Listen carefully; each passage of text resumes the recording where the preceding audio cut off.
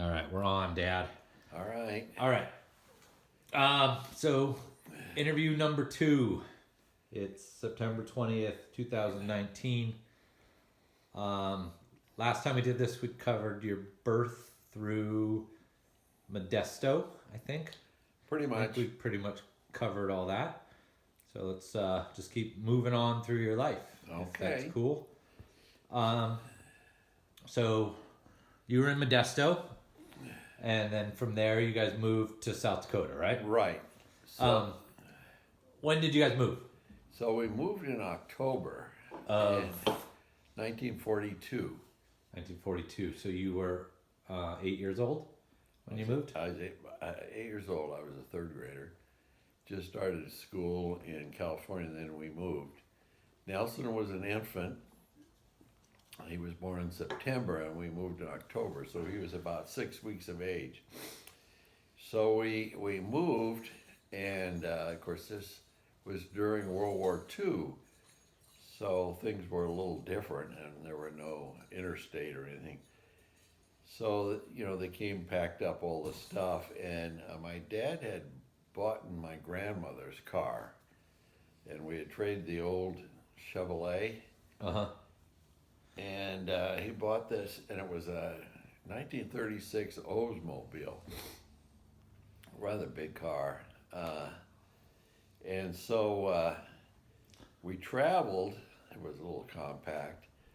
So my dad of course, did all the driving, and we had a basket in the back for Nelson to sleep in. And my In mother the back seat? in the back seat. My mother sat with the basket and Nelson in the back seat. And she fed him, and of course he slept a fair amount of the time. And Hank and Jay and I sat in the front seat. It was a bench seat, so we had 3 little kids and my dad in the front row. Do you have seat belts? There were no seat belts in those days, and I don't think seat belts came in until about 1962 or so, or about that era. So we traveled, and of course in those days there was no interstate. So we traveled on the regular roads, and there are certain things I do remember about it. One is we went over the old road by Lake Tahoe, and we came down over the summit to So Highway 40 now? I think it was Highway 40. Lincoln Highway goes past Donner Lake. I and stuff. think it was the Lincoln Highway, Yeah. and we came over the pass, and I remember my parents talking about the Donner Party, and we all piled out of the car to look down in that, from the top of the hill down through the lake area and through that gap there through Truckee and so on. And of course, in those days there were no interstates, so the travel was slow, and I think they had a speed limit that you could only, because of the war, to save gasoline, they only allowed they wanted you to drive now around 35 to 40 miles an hour, which probably was about as much as those roads in those days could take, because they were windy and curvy and bumpy and things of that nature. But I remember it took several days to go across there, and I remember one night we stayed in a place called Rawlings, Wyoming, which was on the old Lincoln Highway, and it snowed that night, and of course my folks had gotten special clothes for us because they knew it would be cold in South Dakota. And I remember we had caps. They were kind of like the airplane pilots wore, these round caps with the flaps over your ears, tucked down below, and aviators caps, because in those days commercial flights were very minimal. But a lot of these small planes would have,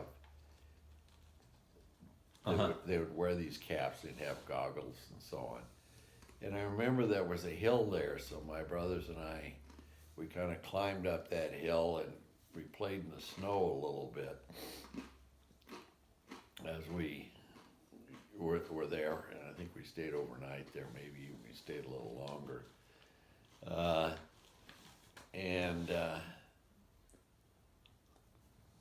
As an aside, as a young adult, I went through Rawlings, and I remember the hill and Oh, you found it? the town, and I remember the big church we went to there, that because we were there, I think, on a Sunday. And then we continued the trek back to on to Platte, and so we drove through a community called North Platte, Nebraska, and that's where we left the Lincoln Highway and went north.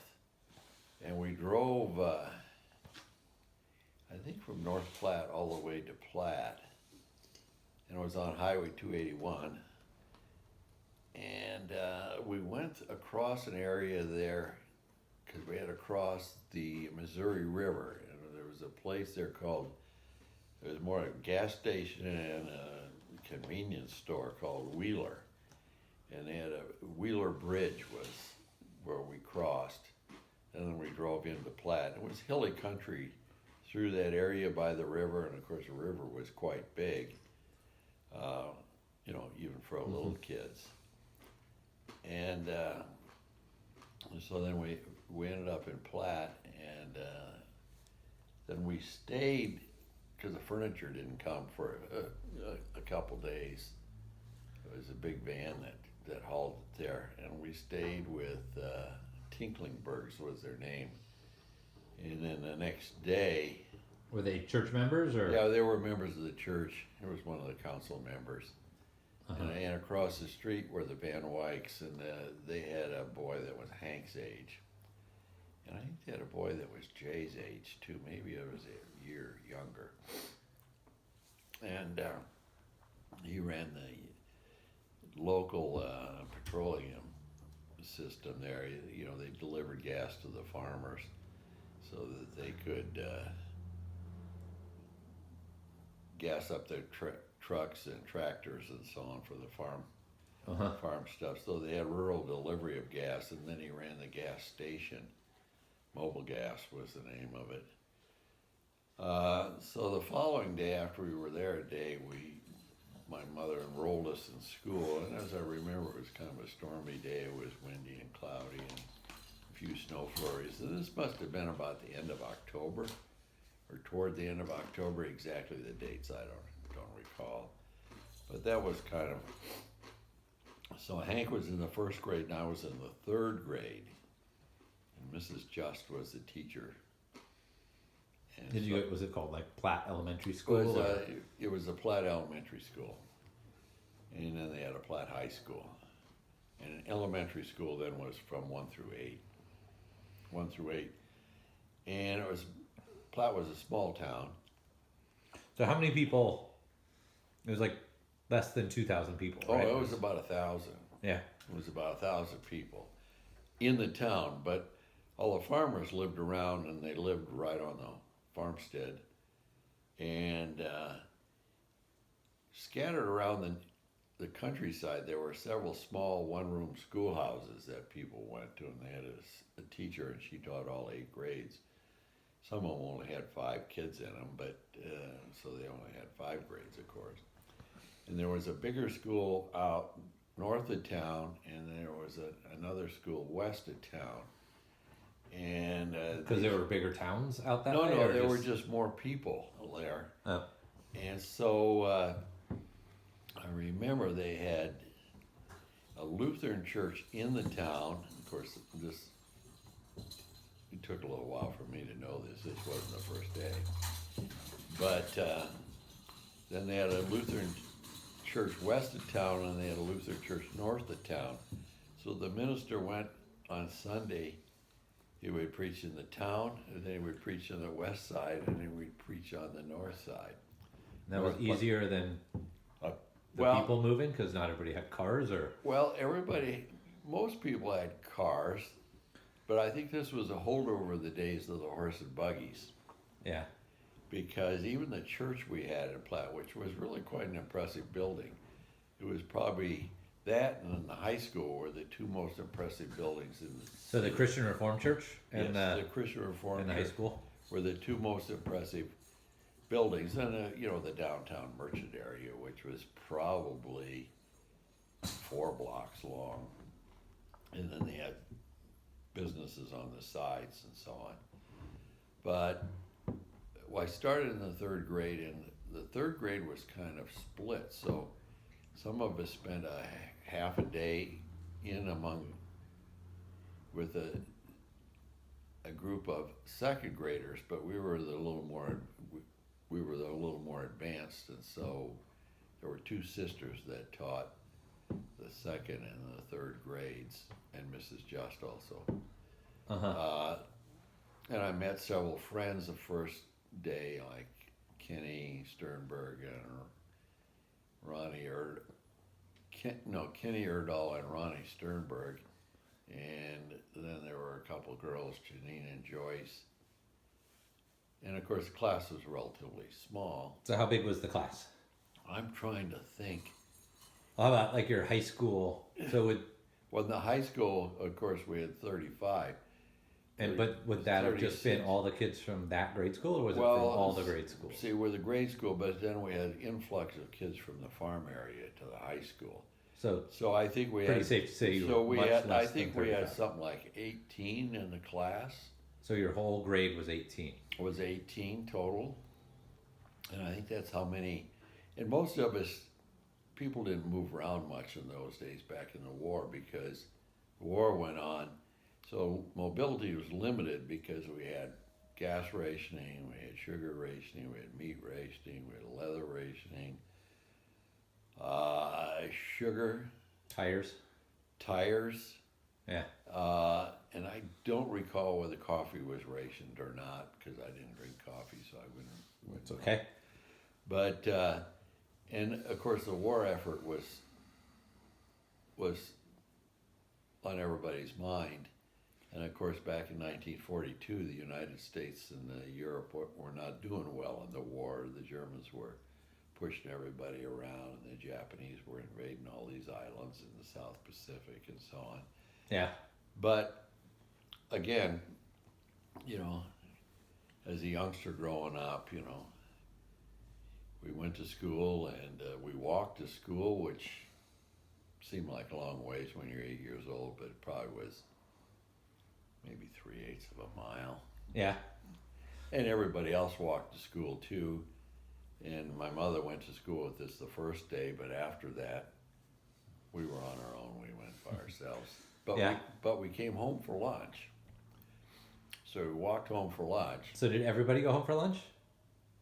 For the most part? Yes. Unless some of them would take their lunch. But most of the kids went home for lunch. And then we get back, and so we had about an hour for lunch. So everybody lived like Kenny lived across the street from the school. Yeah. Janine lived a block and a half away. And there was a railroad they had a railroad that came. Platte was the end of the railroad. It went from Platte to Yankton. And in those days, they had a lot of small rail lines that did a lot of communities. Trucking was not as big as it is today, and so this was all part of the Milwaukee Road. And the train went once a day from Platte to Yankton and back, and it carried the mail, and it had a passenger car or two. And so is Yankton like the big city? It was the nearest big city on the rail line. How many people? And that was a town of, I would guess, 5,000 people. Yeah. And it was close. The university was in Vermilion, which was probably 20 miles from Yankton. And then the next big town down that way was Sioux City, Iowa. And Sioux Falls was the other big town in that corner of South Dakota. And in those days, it had 35 to 40,000 people. So you were kind of in the southeast corner? South Central. We were about 8 miles from the river. The Missouri River flowed through the central part. And so the area around the river was a little hilly. And the river was quite interesting because they didn't have the series of dams they have today. So every spring, when the winter melt occurred in the Rockies, Up in Montana, it all went into the Missouri River, and the Missouri River flowed through Montana, North Dakota, South Dakota, Yeah. uh, the Iowa and Nebraska border through, I think, Kansas City, and ended up in the area by St. Louis. And that joined the Mississippi there. So every year it would flood. And there were other things in the fall because it was a major pathway for the migratory waterfowl. So you'd have ducks and geese that would migrate from Canada down to Texas for the follow winter. the river. And they would follow the river. And there were several. They had another group that went down the coast of California. Some went down the Mississippi, Ohio River. And then they had another group that went down the Atlantic coast area to the south. So everybody got excited when the geese went over. And my dad didn't hunt the first year. But the next year, he went hunting. People invited him to go hunting with him, and so that's another story. But so we went to school, and of course, school was fairly standard. We had recess, and What were your favorite subjects? I think geography was one of my favorites, and math, of course. So I liked the math because I think we were doing the times tables, in those days. Yeah. And the reading, I did quite a bit of reading. But those, I think, were the ones that I enjoyed the best. And we did have a little history, and I'm sure we had English grammar and so on. But Yeah. I never was very fond of English grammar. Literature I loved, but I didn't like English grammar that much. And so... But, we played, and I remember we had, coming from California, we had what was some fairly cold weather. And there were several storms that went through. They'd have a lot of snow and wind and drifting and so on. And I remember that once we had snow, so the kids from the 4th grade and under didn't go to school a couple of times. And so we stayed home, and then the high school kids in the upper grades, they did go. And the downtown area was about a block from our home, and so the grocery store and the post office and all these day-to-day things were a drugstore and so on were located there. And the town had a newspaper that came out once a week. But the community revolved around the school and the churches. And there were, I think, seven churches, a Catholic church, a Presbyterian church, and a Reformed church, and a Lutheran church.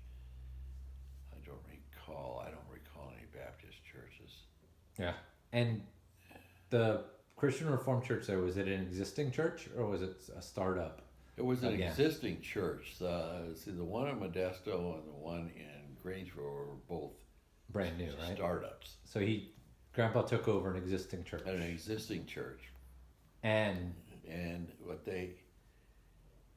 it was at the time we went there, it was organized. It was by family. So a family was the parents and the children. And then you had some individuals who were widows or widowers and single people. But so it was about 80 families. But it was the largest church in the community, and the church had been started in 1884 with primarily. Oh, so it'd been there for a while. Primarily Dutch immigrants. So, and the church was built in 1924 or 24 or 28. I don't recall which, but they had a little plaque on the organized in such and such year and erected in such a year. So were most of the people at the church still Dutch? They were primarily Dutch extract, yeah. Although the majority of them had been born in America. Yeah. But they still had a fair number of people that spoke the Dutch language. So twice a month they had the church service was in Dutch. So my dad preached in Dutch. And after a while, that population got smaller. So then they did it once a month. And then as that group of people slowly died out, then they didn't have the Dutch service. So is that like twice a month? Would he do 2 services then, or would they only do Dutch? Well, they did. Would they do English and then Dutch, or would So in those days, we had church twice a Sunday, 2 services on Sunday. morning and afternoon usually? Yeah, or? morning and afternoon. It was morning and afternoon primarily because everybody, that was dating back to the days of the buggies days. So they did it in the morning and the afternoon, and then everybody went home to take care of the chores. And they still kept that practice up until after World War II, and then they went to morning and evening. But so twice a month, they once in the morning and once in the afternoon of the month, and then it went to once, and that was always in the afternoon. And then they discontinued it, and they had a ladies' aid society. They were primarily elderly women who were widows, and that's eventually folded because when one died, there was nobody to take their place. And of course, in those days, the war was against Germany, so and the Dutch language had certain characteristics that were somewhat similar. So nobody really wanted to speak Dutch. You didn't want to sound like a German, basically. Yeah, you didn't want to sound like the enemy, so to speak, which was, in retrospect, too bad because I would have been able to learn a foreign language by osmosis, so to speak, just the way most kids learn Spanish that have Spanish-speaking parents. So were there many German people in the town? There were some. Speaking of that. There were some. Our neighbors were German. And there were others that were some German extract, but they were basically Americans. So but there wasn't the backlash against Germans like there was a backlash against Japanese people? Not that I'm aware of. Now, I've never heard of it. I'm sure there was some, but I've never heard of it. They didn't do German internment camps or anything. No, nothing like that. And again, when you're 8, 9 years old, you don't always appreciate some of these kind of things. You don't always appreciate these things. Okay. And then so we finished. We went through the usual school year, and one of the things that the school played a role in the social community because they had the fall football and the winter basketball and. Again, in the summer, every town had its city team, so to speak. So, baseball or baseball? Yeah. And then there was not school affiliated. It was not school affiliated. Then we had the American Legion sponsored a teenage baseball team, and the American Legion was a holdover of World War I. Yeah. And somewhere. And. So that was the summer thing, but a lot of the young adults, of course, was a little sparse that first couple of years because all the young adults were in the service. Mm-hmm. So there were quite a number, and I know the school in the gym had a flag, and it was a blue flag for every serviceman who was a graduate of the high school, and then they had. So they had a lot of flags? Well, they had a lot of... Like current servicemen, basically? They were the ones that... Each currently serving... Yeah, there was a blue star for everybody who was in the active military. And if you were injured, you got a silver star. And if there was a death, then there was a gold star. There were no gold stars. So nobody from your town... At least at the time you remember. That I remember. Nobody was killed in action. But there were several that were injured, so there were several silver stars. And people in their homes, if they had a service person, then they have a little flag with a blue star, and if they had hanging on the front porch or something. Yeah, they'd hug in the window usually. Yeah. And if they had 2 sons, then they had 2 stars, and one family had 3 stars. Wow. Now, I'm sure there was a small core of women people in the military, but I don't recall any what they call women's WACs. I don't recall anybody in our area that was a WAC. Yeah. I think there was one that was a nurse, a military nurse, but I don't know. And in that small town, they had two doctors, and one was DeVries. He was an older guy, but he was really quite good, at least for the kind of stuff that you deal with in a community like that. Good for the farm injuries and kids playing sports and the usual run-of-the-mill of stuff. And but everybody knew everybody in the community, and there was a lot of warmth and friendliness in the community, and there were no frictions among populace, either from a religious or a cultural background, or either ethnics. Now there were I don't recall any Latino people, and there were no black people. Or Asians. No Asians. So pretty white. It was basically a Native Americans? There were some Native Americans. Yeah. There were some Indians, Native Americans, but it was primarily a European-centered. Yeah. So everybody paid a great deal more attention to the war in Europe than they did the war in the Pacific. At least in the early parts of the war. Now, later they switched, of course. Yeah. But a lot of stuff went on at the school, so like the football games. Yeah. We always got out of school in the afternoon of the football game. They usually played them on Friday afternoon. There were no lights on the field. And after World War II, then they put lights on the baseball park. That was a big thing. Oh, wow. And then we played in the evenings. So the high school basketball games were a thing. And so I went to the third grade there and the fourth grade. And in the fifth grade, then we started to have PE. So then we started to play basketball as kids. Yeah. So the fifth graders would play the sixth graders, and the seventh graders would play the eighth graders. Would you play other schools as well, or was it too far? We did. And I think in the fifth grade we played White Lake, which was probably 25 miles away. And they had a program for little kids. And I remember that they had a kid who was left-handed. And so the coach had me guard the left-handed guy. Because everybody else was right-handed, so they were used to guarding right-handed people. But you're right-handed as well. I am too, but yeah. Apparently he thought I was one of the better defensive people. Well, that's good. And we had a lot of fun doing that. And then, of course, we played pickup baseball all summer. We'd get up in the So that was a big free time. So what else did you do in your free time? Well, we had a As a lake. kid. We had a lake there, and the lake was about a mile out.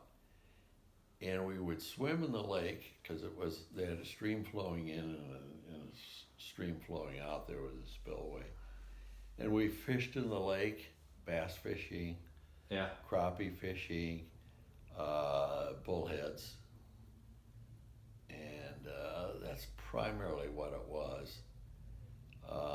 And so we would go fishing, and all the picnics were, and every Memorial Day was a big picnic day. 4th of July was a big picnic day. Labor Day was a big picnic day.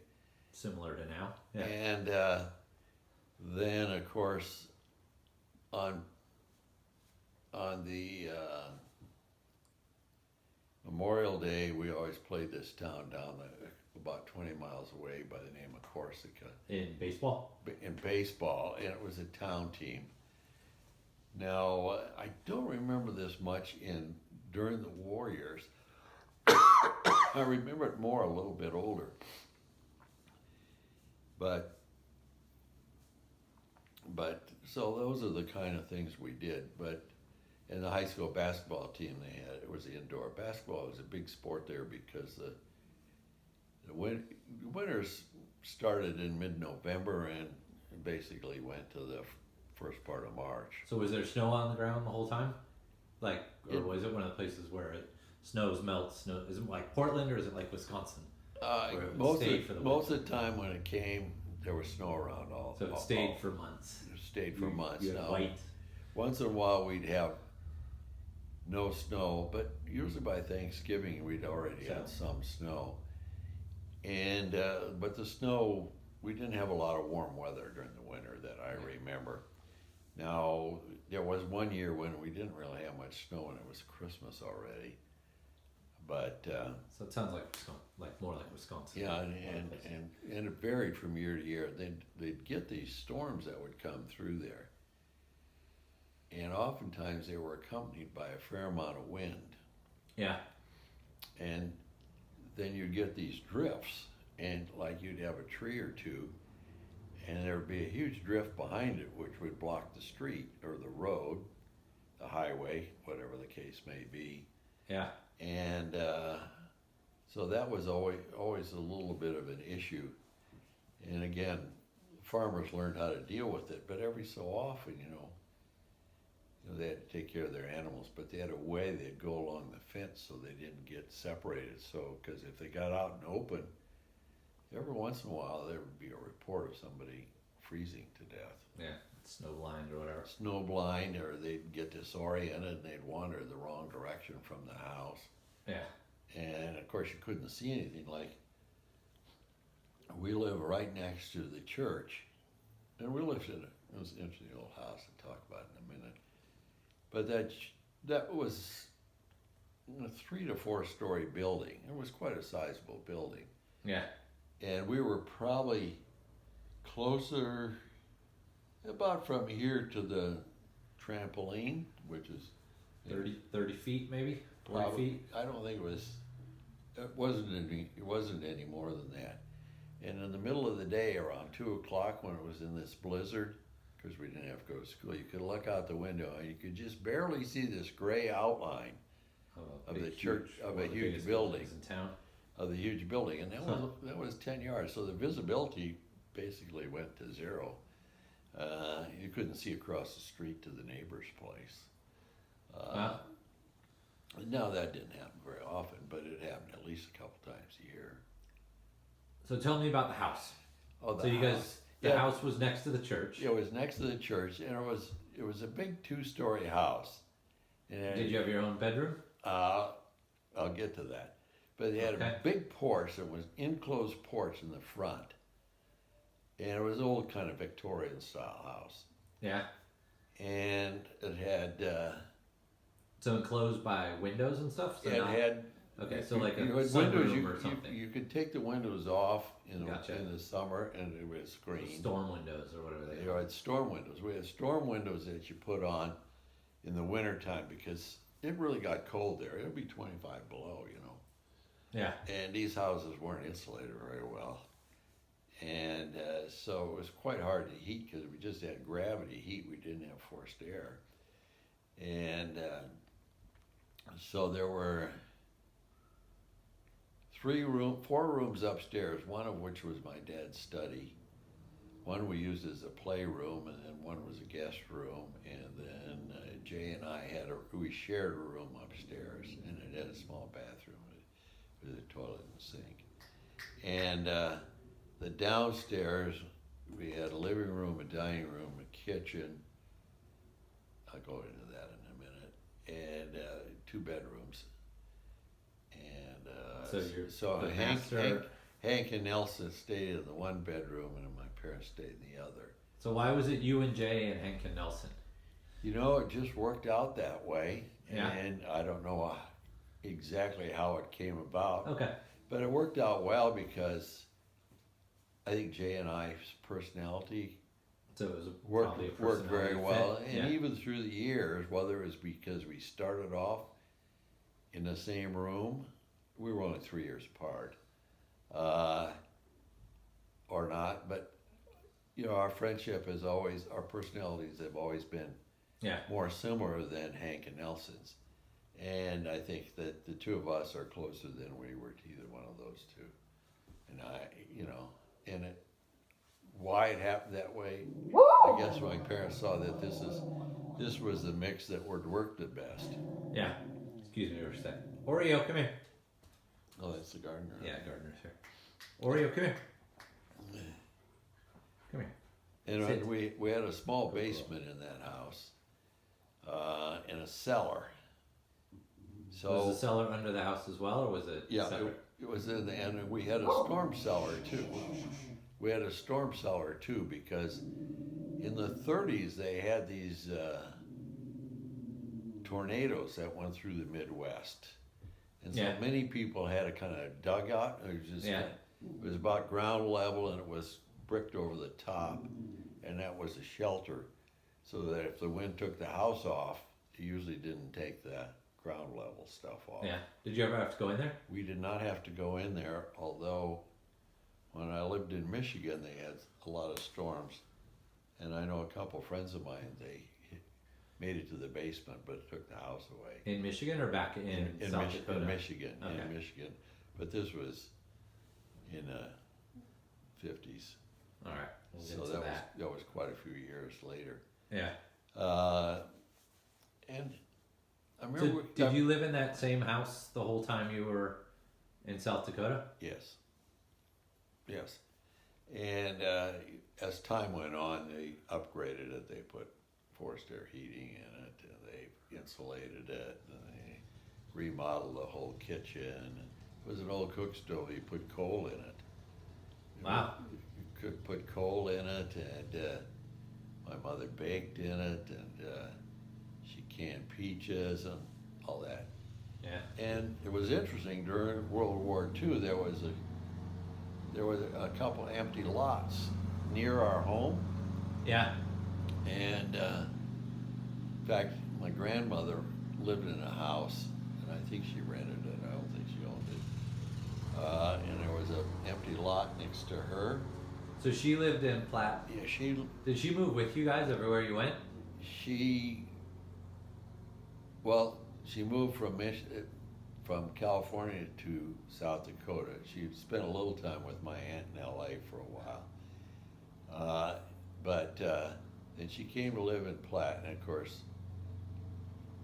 later in her years, she died in Platte. Well, she died in Mitchell, but because she was in the hospital. But so she lived there. She died in 1948. I was 14. Yeah. So, but my dad asked this guy if he could put a garden in that empty lot. And the guy said, "Oh, sure." So, what he did is, there was a farmer on the edge of town that had a team. A horse team, or? Yeah, the team that you plow, and they could pull a plow and a harrow and all that stuff. So, he goes to the farmer, asked him if he could rent his team. Oh, the guy says you could just use it. And so he hooked the team up and plowed that field. So right next to your house, or? No, it was next to my grandmother's house, Okay. where my grandmother's stand. Did she live close by, or? Is it not a Probably, huge town, but... probably 3 or 4 blocks Yeah. away. And so he was busy plowing that up and tilling the ground with the team. Yeah. And of course, he had done that as a young person growing up. So all the people in town were quite amazed that the minister could do that. Yeah. So, so he put a big garden in there, and of course we grew a lot of vegetables, and my dad liked green beans, so we had green beans, and we had corn, and a lot of potatoes and so on, and then we harvested that stuff, and so we put the potatoes in the cellar, and so we would eat those potatoes All winter. till spring. And they kind of shriveled a little toward the end, and they started to sprout in the spring. But so, and my brothers and I, we all kind of weeded it a little bit and things like that. in the fall or in August when the peaches came out, they shipped peaches from California to there, and then my mother would can them, so we'd have canned peaches most of the winter. It was quite a project. She had these big jars, and ball jars they're called. They still have them. We have a bunch. You can still buy them. And so that was an August project, and it was so hot in August, it'd be 100, and my mom would be sweating over that.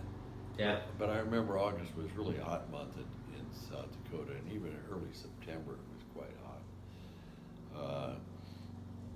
So in the town, was it mostly farming?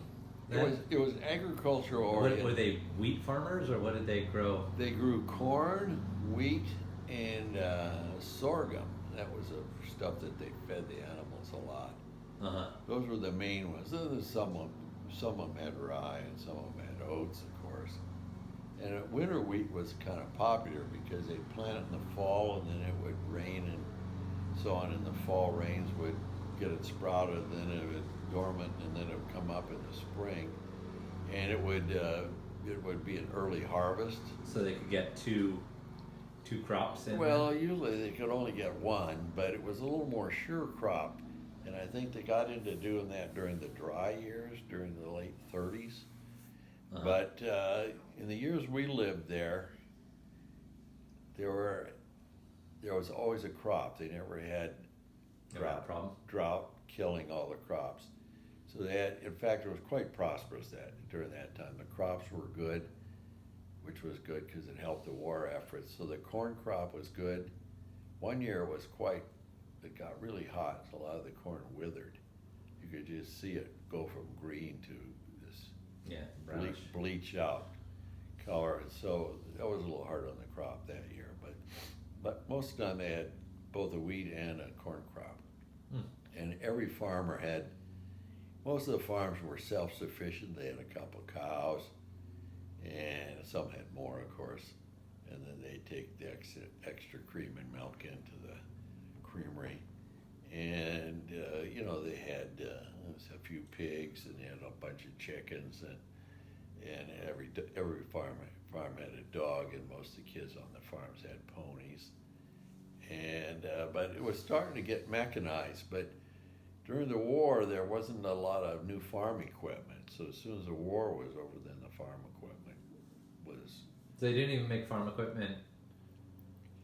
No, basically they made it, baling wired it together. They had threshing crews in those days. Yeah. And, they'd blow the straw in one way and the grain would come out the other. It was quite an interesting process. And I remember going because I had some friends and they'd invite me out to the farm, and it was kind of fun because we'd chase the chickens and the pigs, and they'd ride the calves, and all the kind of things little boys do that they shouldn't do. But and then one time I was out there when they had the threshing crew. It was quite a thing. Everybody came with their wagon, and one guy had the thresh machine, and they piled up wagon after wagon. wagon. They piled up the wagon and they pitched it all in there. See, they had a thing. They'd bind it first. They'd cut it and bind it, and you'd stack it. Yeah. And I know my dad it's a little like a teepee, right? Like a teepee, and so it could dry. And I remember my father and Mr. Brummel, and Hazen Brummel was, I think, a junior or senior in high school. And the three of them would go out and shock the grain because there were a lot of people in the military, so the town people would go out and help that. Then they'd thresh it, and the corn was picked by hand primarily. In those days, there were no mechanical corn pickers until after World War II. So there was, in the fall, there was always a week when school would close, or everybody could go pick corn. Go harvest. Go pick the corn. And even like grade schools would close too, or was it the just grade high school schools? was, all the schools were closed. Everything closed. Everything closed. And so we followed the war quite carefully because people were involved in it. If your uncle, I didn't have any. So how would you follow it? Was it mostly News- radio or it was, newspaper or? We had a radio broadcast. The news broadcast came on at 10 o'clock every night, and they were very similar to what they are now: world news, local news, sports news, and weather. Yeah.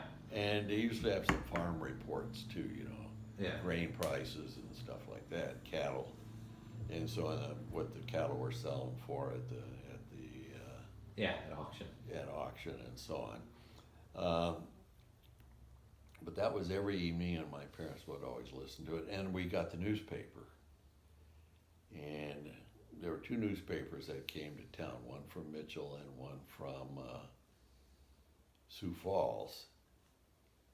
And they had all the news in there, and they'd have a lot of stuff about the war. And of course, I was starting to read the paper because I was 8, 9, 10 years old. And the war was a big topic, and every so often one of the service people would be home on leave, and you know, You'd come to the school or something. they'd come to the school, and a lot of them were alumni of the school, and so on. Yeah. And and so we did all these things, and so I went through the 5th and 6th and 7th grade and 8th grade. When I was about 10, I think I was a 5th grader. That would make We had sense. the guy came to my parents' place and wanted to know if we were interested in delivering the newspaper in the town. And well, so I was 5th grader, Hank was a 3rd grader, and Jay was a 2nd grader. So the three of us delivered papers in the town. Was it a morning paper or It was afternoon? an evening paper. Okay. So it was. So you didn't have to get up early? No, it was printed in Mitchell, and it went by bus. And then when there was a bus that went from Yankton to Platte, and when it got to Platte, then it dumped the papers off At your house or? at the post office. Uh-huh. That's where the bus stopped, and the passengers got off, and he'd dump off that. And then my brothers and I would then, most of the time this is around 6:30 or 7, and then my brothers and I would deliver them to the various people in the neighborhood. Yeah. Did you guys do the whole town or We just? covered the whole town. I Yeah. had a bigger section because I was older, and Jay had a small section, and Hank had a section. And I think we had something like 60 newspapers that we delivered. Yeah. And since we were pretty good, I think we got up to around 85 or so. And then once a week we'd collect for the paper. It was 20 cents a week for the paper. Would they do the big huge Sunday paper or was it They normal did. It was a every 6 day a week paper. They did So no not Sunday? No Sunday. And I think the Saturday paper had The ads and most of the stuff. But see, this was paper. Mitchell was 70 miles away, so the advertising part for the Mitchell was not usually sent to the rest of the makes community. So, Yeah. and you know, you had the funnies and all that stuff. So what was your favorite comic? I think Dick Tracy. Yeah. Dick Tracy was, I think, my favorite comic at that. That was like a serial one, right? So Yeah, they it kept was going a on. serial one, and then of course Dagwood, Bumstead, I think, or Blondie, I guess it was called. And Yeah. and the Cats and Jammer Kids, that was another one that we tended to follow. But about that time, I think, about the time, a lot of things happened, and I remember when I got to be about 10.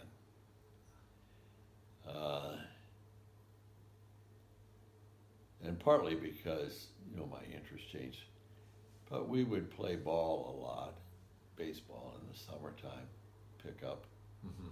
You know, we'd have this workup system. You batted, and when you struck out or you made an out, then you went in the Into the outfield. field. You worked around until you came back Yeah. It still exists. to do that. Yeah. And we did that a lot, and we made our own fun most of the time. We'd get up in the morning and when we weren't in school, and we'd say, I'm going to Kenny's place, and if Kenny wasn't home, we went to Ronnie's place, but you made your own fun. Yeah. And so once we got to a certain age, then we started to play ball quite a bit in the summer, and sometimes we'd play twice a week for several hours, and then we wouldn't play for a few days, and we'd play a few more days. But around the age of 10, I got interested in, well, several things happened. When I was 10, that's when they invaded Normandy. Okay, yeah, D-Day. D-Day. And that was a big event because the war became, for some reason, for me, the war became a lot more real at that time. Yeah. It was not something just over there. And I don't recall of anybody that we knew was involved in the invasion. But the newspapers covered it so well. Yeah. It was a big deal, right? It was a big deal. It was the biggest thing in the world at the moment. The last chance, too, right? And of course, I was old enough then. So when you're 8, the world's different than when you're 10. So that was August, right? Like August 6th or something. No, it was right? June 6th. Oh, June 6th? Okay. June 6th. And so it was a big event, and I remember they had a special church service, prayer service. Yeah. Did you guys have a movie theater? There was a movie theater there, although we tended not to go to it. Yeah. And I can't remember what it cost, but it was a very small movie theater, and I think they had movies twice a week. I think Friday and Saturday. I don't think they did it during the week. Yeah. But that was a big thing, and from that time, I also had a little job at the sale barn. They had a sale barn there, and they would sell, What's cattle. a sale barn? They would sell cattle and sheep and pigs, and people would be so there. like an auction, basically. Yeah, like an auction, and they would basically do that. And then so what was your job there? What I did is I took the receipts from the sale part to the bankers, and they had a guy from the bank that had an office there, and so I'd take those sheets of paper. So you were like a runner? I was a runner, and I got paid $0.25 for that. So was it farmers selling their Yeah, it was farmers. individual animals to other farmers, basically? Yes, basically. Yeah. And Joe Ryan was out there, and he was a veterinarian, and he treated a bunch of pigs out there and everything. And Joe Ryan's son was in my class, Francis, and so we were friends. Did most of the kids have jobs like this? All kids had chores, but I think most kids did not have a paper route. Yeah. So they had the whole town. They had things. I think most kids mowed their lawn and stuff like that, and so on. But we did it, and we did it partly because of economic reasons, because it was kind of hard economically, so we could get a winter coat and things like that. So it all went into the family pool. So you didn't keep all the money? No, it went into the family. It went into the family coffer. Yeah. Coffer. Did Grandma ever work? Never gained. I mean, outside of the house for pay or anything? She like never that? worked outside. No, did she sell like canned goods or anything, or? No, she did a lot of volunteer work. Yeah. And so on, even when they retired, she used to teach reading and so on, but she did it volunteer. She never had a she never had a paying job. Yeah. Outside, and she never got paid. It was just all part of the family. Yeah. So it was a family organization. And money was a lot different in those days, but we saved some money, and we would buy victory stamps. You'd buy 10-cent stamps, and when you got to a certain point, you got $18.75 worth of stamps. If you kept them for a certain length of time, it'd be worth $25. So it was like a war bond. War bonds, yeah. In small They scale. were stamps. Yeah. And you'd buy these booklets, and then you'd keep them, and then you could trade them in for war bonds or so on. And $25 was a lot of money back in 1943, So 44. you guys did that? we saved our pennies and stuff, Yeah. and things of that nature. So we did that, and then when I was an eighth grader, all these other things, like the football games, we didn't play tackle football in grade school, but we played basketball. We had a track. Did you do like two-hand touch football, or did you just not do football? We played touch football, but Yeah. I don't remember whether it was two hand. Well, whichever, but you played. But we You played, played football of some and we kind, but played- not tackle. We played basketball, Yeah. and we had a track. Our school was very good at track. The high school was, and so we started at grade school. In the seventh grade, we had tryouts for the track team, and I remember it was a big thing. We went to Pierre. That's where they had a special Pierre relays, and they had a relay for seventh grade and eighth grade. And our school entered, and I was on the team, and John Winkle was on the team. And I think Kenny was on it. I don't remember who the fourth person was, but Winkle was really quite good. He was a very good athlete, and he was the fastest, and I was second fastest. So, but we got second at that. So what was the relay? Was it? It was a 4 It was 4x100. 4x100. Yeah, it was. Did you remember which one? Did you run the first one? I ran the last first. one? I ran the first leg, and John Winkle ran the anchor Fourth. leg, and we got second. The team from Pierre got first. Of course, there was a bigger grammar school, and so on and so forth. But that was basically once a thing, and then we played American Legion baseball, which began when you were about 13. So basically just past Little League. Yeah. It was- We had a little league team too. Keith Coates coached it. But and we played Armour, and B.Z. Howard was their pitcher, and he was really quite good. And they always would beat us. And then when we played American Legion, we played all summer.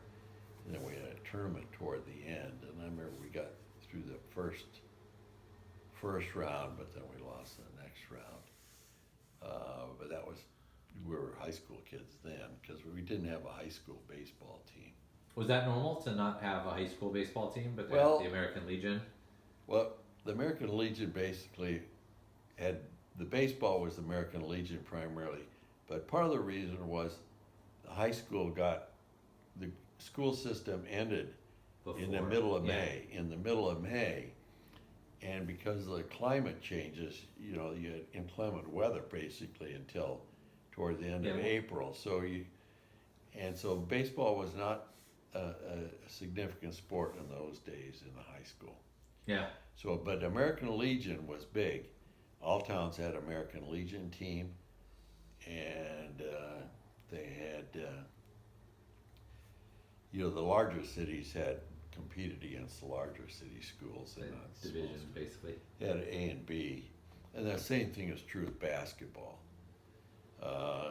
And when I was at grade school, we had a really good high school basketball team. So they'd have these regions of the state. They had, and ours was in the southern region, and you had the west coast and the north, and throughout the state. And then so you'd have district tournaments, and then you have regional tournaments, and then you had the state tournament. And 4 years in a row, our high school got to the state tournament. Wow. So that was each of the regional winners. Yeah, so there were competing. 8 regional winners. And I remember we played Webster. We lost to Webster 2 years in a row, once by 1 point and once by 2. Did you guys go to watch? We went. I'm assuming it wasn't in Platte. No, it was in. They were usually held in Mitchell or Aberdeen or Sioux Falls. So the big cities, obviously. And one of the players, several of them played in college. Janine Brummel's brother played in college. But Jimmy Iverson played, and he played for Kansas State. He played in the national championship one year. He was a star for them. Huh. But the years I was in there, we always got eliminated in the district tournament. Yeah. And it was too bad because we had a pretty good team.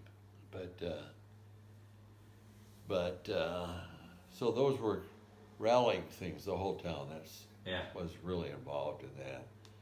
And all these kind of events. So what happened in your town when the war ended? Was there a big parade or people jumping up and down or? Let me go back to World War II with the D-Day.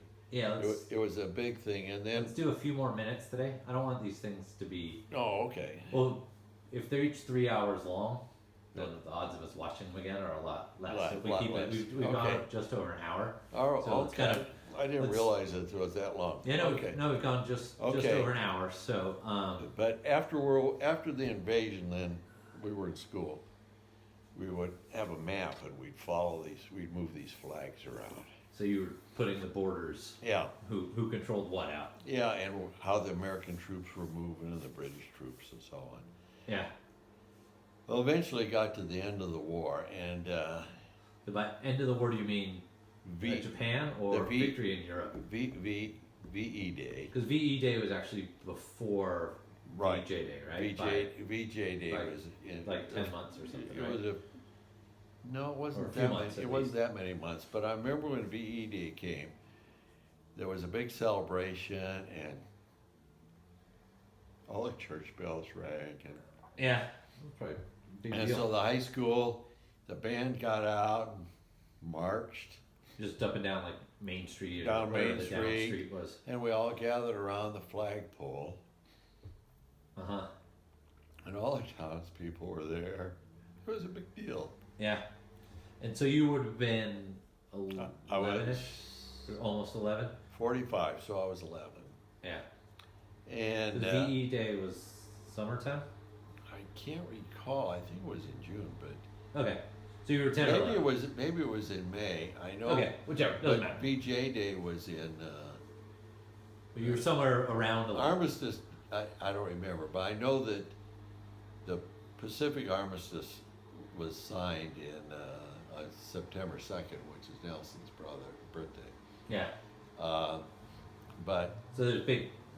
But those were like big spontaneous get together. Those were big days. So VJ Day, was there a similar one, or was it was a big thing. All the church bells rang, and that's great. The high school band got out. It was. Yeah. It was a big deal. Yeah. It was a big deal, and so how much longer do you want to try to go on? You want to? What else do you want to talk about? Anything else? Kind of pre 8th grade. Oh, okay. Or 8th grade, till before high school. Did you guys do any vacations? We always took a slight vacation.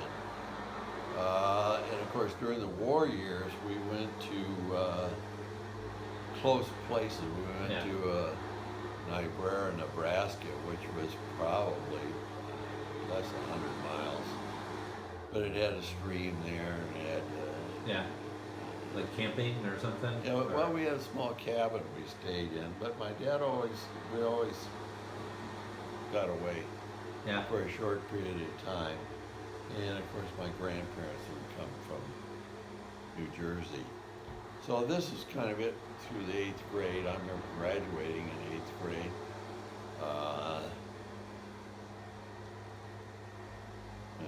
Did everybody go on to high school? Most people did.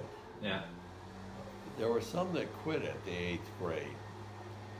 To go work on farms or... They were working on the farm or other things. And it wasn't that,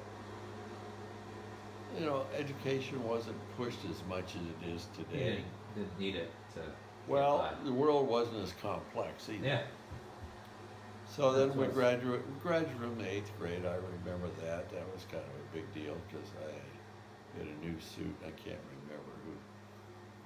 I remember the high school graduation a little better. But, so when I graduated from 8th grade, that was the year my grandmother died. Yeah. And I don't recall. So grandmother would have been grandma's mom or grandpa's My dad's mother. dad's mom? Okay. My dad's mother. And I was an 8th grader, and I think it was in May that she died. She'd been in the hospital for a long time. What'd she die of? She had cancer of the colon. And she was, And would have been how old? she was 77. Okay.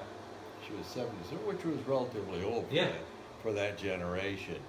But she had a lot of abdominal complaints, and she, you know, and investigative ability in 1948 was a lot different than it is today. Yeah, no MRIs. And, you know, and she was very reluctant to go to the doctor, and partly because I think when my grandfather, and I heard this from my dad, they operated on him. He had cancer of the colon also, by the way. And then he died shortly after the operation. And so, From like complications from the yeah, operation? what or- kind of complication he had, I don't really know. But something. But this was back in 1938 or something like that. And I remember I remember that he died, but you know, that's all I remember. Yeah. And I remember he had a mustache and a few things like that, but I don't remember him very much. But she had some kind of abdominal complaints, and eventually she became obstructed. And she just refused to let him operate. But she eventually did. But she never really got strong enough to come home from the hospital. So she was in the hospital several months. Yeah. And I remember my aunt from California came out there and stayed in Mitchell with her for a while. And my dad would go and my uncle would come. He lived in the middle of Iowa, and we lived about 70 miles away. Yeah. So that's kind of it. That's kind of it up to this point. So should we stop here? Yeah, let's give it a break. We'll do high school next time. How's that sound? That sounds good. All right. We'll do. You know, Thanks, Dad. I remember more of the details of some of the. Well, there's more. End it with you blowing your nose. All right. You did get that? Yeah, we got you. There you go. My goodness. All right. Until next time. All right.